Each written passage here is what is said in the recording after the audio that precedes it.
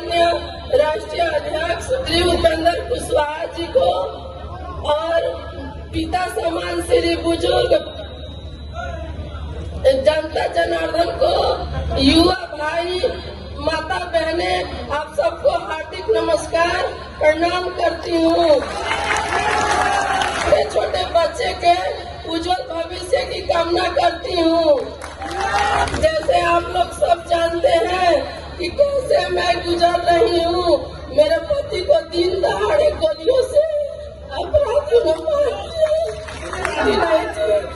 आप लोग से हाथ जोड़कर निवेदन करती हूँ कि आप लोग मेरे शक्ति दें, आप मेरा न्याय दिलाएं। सुनीता जी,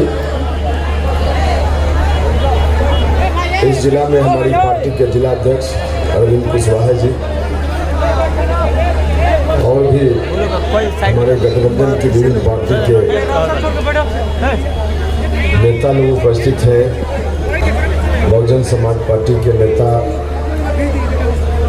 AIM के नेता, बाकी सब से सम्मानित नेतागण और जहाँ तक मेरी आवाज़ पहुँच रही है, माताएं, बहनों, भाइयों और मित्रों और मीडिया के बंधुओं, मित्रों, इस तरह का क्षण, इतना भावुक क्षण होता है कि आदमी ठीक से बोल भी नहीं पाता है। वही क्षण है अभी।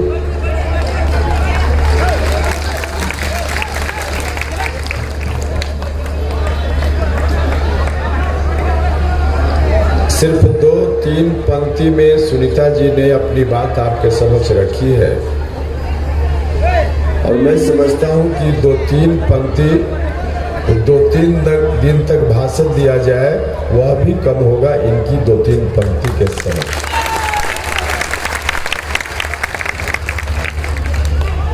इन्होंने आप सभी लोगों से न्याय की अपेक्षा की है। कहा है कि न्याय दीजिए, न्याय दिलाइए, मेरे पति का आखिर दोष क्या था। हम भी आपसे आग्रह करने आए हैं कि न्याय मिलना चाहिए, क्योंकि एक सुनीता सिंह के न्याय का मामला नहीं है। अगर इस मौके पे आप सब लोगों ने न्याय दिलाने का काम नहीं किया, आगे आप सब लोग नहीं आए, तो पता नहीं आगे चलकर कितनी सुनीता देवी इस तरह की होंगी जिसका कोई अंदाज नहीं। रामाश्रय जी हमारे बीच से चले गए, लौटकर नहीं आएंगे, लेकिन अब कोई दूसरा रामाश्रय हमारे बीच से उस तरह से न जाए, यह तो हमारे आपके हाथ है। तो मित्रों, क्या आप सब लोग जो यहाँ उपस्थित हैं सुनीता देवी जी के आग्रह पे न्याय दिलाने के लिए इनके साथ खड़े हैं? जरा हाथ उठाकर बताइए।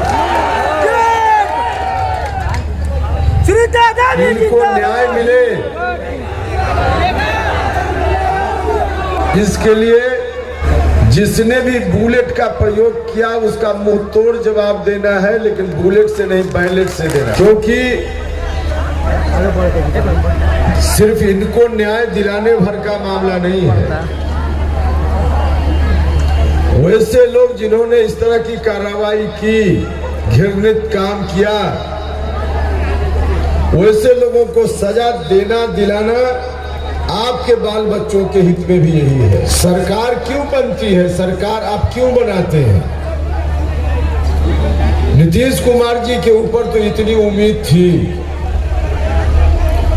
कभी हमने स्वप्न में भी नहीं सोचा था नीतीश कुमार जी भी शासन में आएंगे और रवैया पुराना जारी रहेगा, लेकिन हो वही रहा। आपके साथ न्याय नीतीश कुमार जी ने भी नहीं किया, बिहार भर के लोगों के साथ नहीं किया।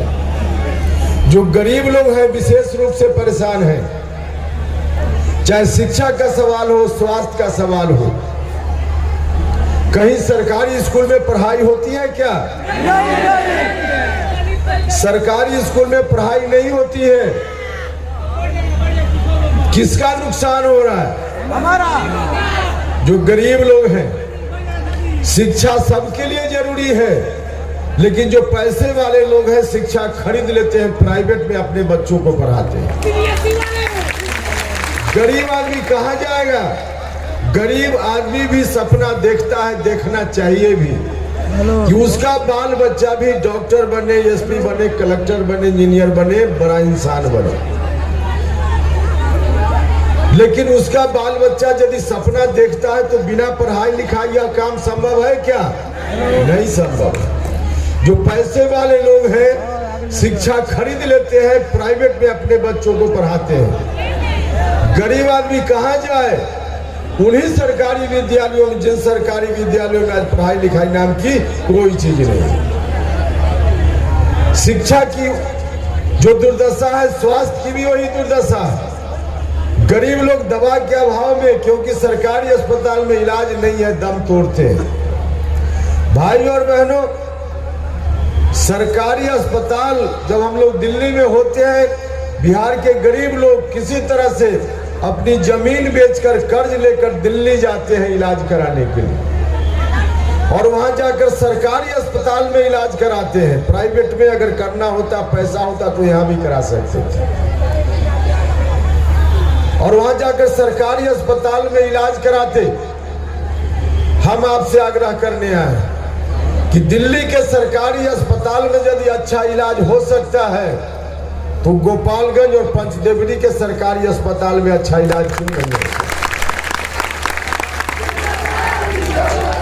नौजवान लोग किस तरह से रोजगार के अभाव में, पेट पालने के लिए, 2 जून की रोटी के लिए मजदूर लोग किस तरह से दूसरे प्रदेशों में जाकर दर दर की ठोकर खाते रहते हैं। महाराष्ट्र, आंध्रा के लोगों के लिए, वहां के मजदूरों के लिए, नौजवानों के लिए रोजी रोटी का इंतजाम उसी धरती पर हो सकता है, तो बिहार के नौजवानों मजदूरों के लिए इस धरती पर इंतजाम क्यों नहीं होता? सब कुछ संभव है, होने के लिए सब कुछ हो सकता है, लेकिन नहीं किया नीतीश कुमार। 15 साल में इन्होंने भी बर्बाद कर दिया। हम आपसे गुजारिश करने आए कि अब कितना दिन मौका दीजिएगा? 15 साल आपने देखा है, 15 साल कोई कम समय नहीं होता। 15 साल बहुत समय होता है। इन लोगों ने प्रयास किया होता तो बहुत कुछ हो गया रहता, लेकिन नहीं हुआ।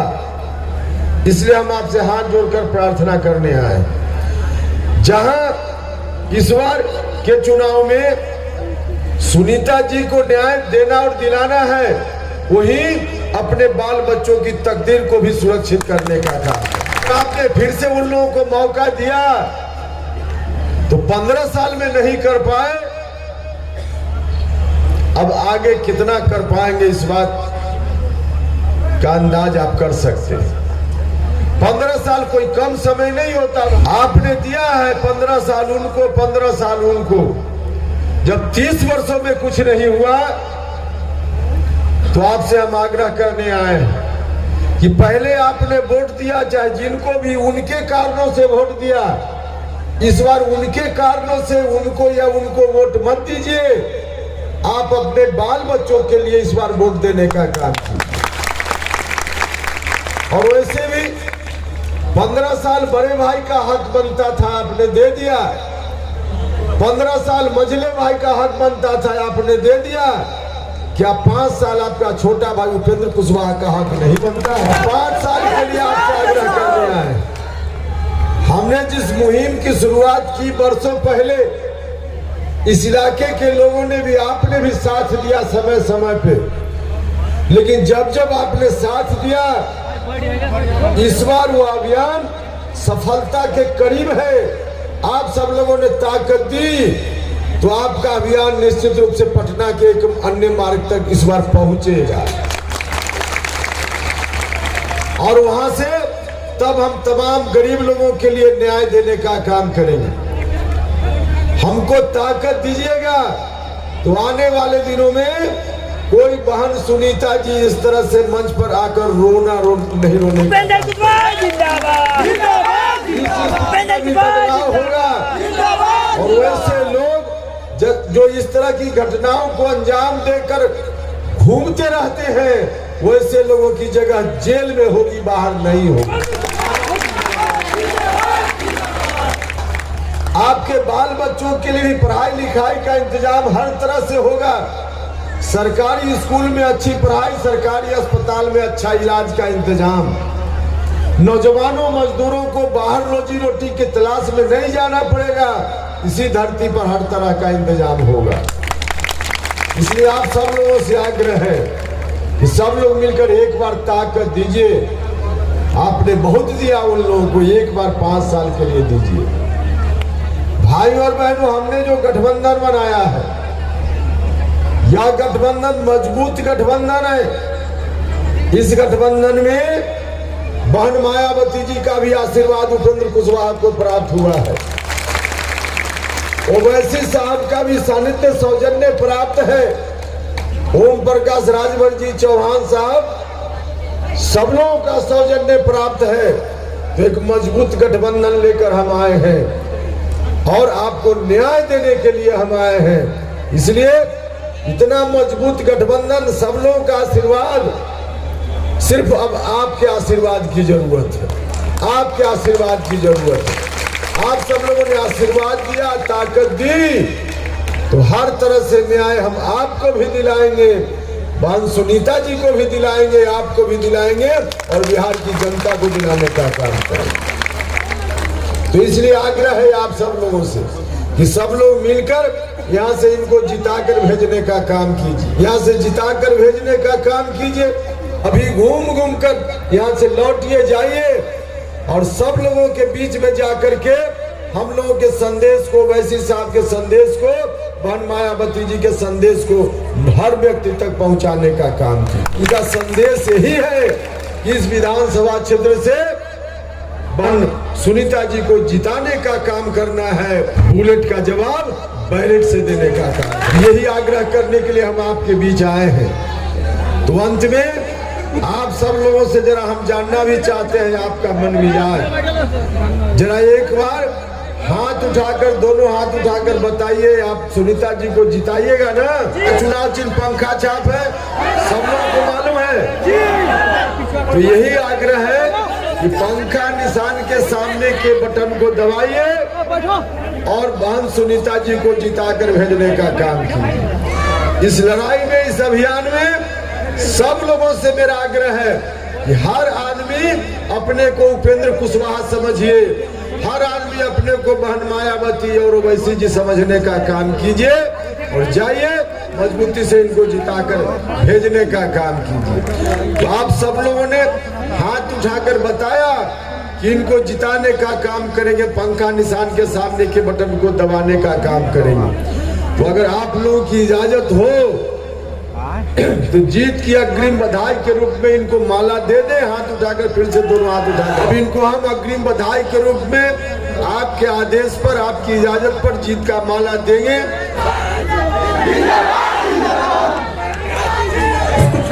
विधानसभा के जनता जनार्दन से आग्रह करता हूँ, आप लोग 3 तारीख को पंखा छाप पर बटन दबाकर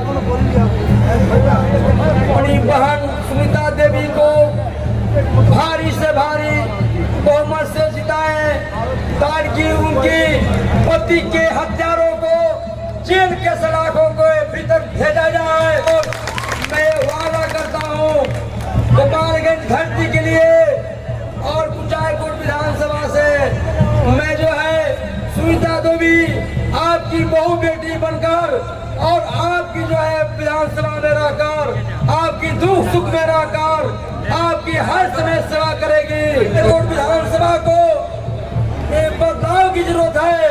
मैंने पूरे कुचायकोट में घुमा, जन घुमा, घर घर घुमा, पूरी जनता में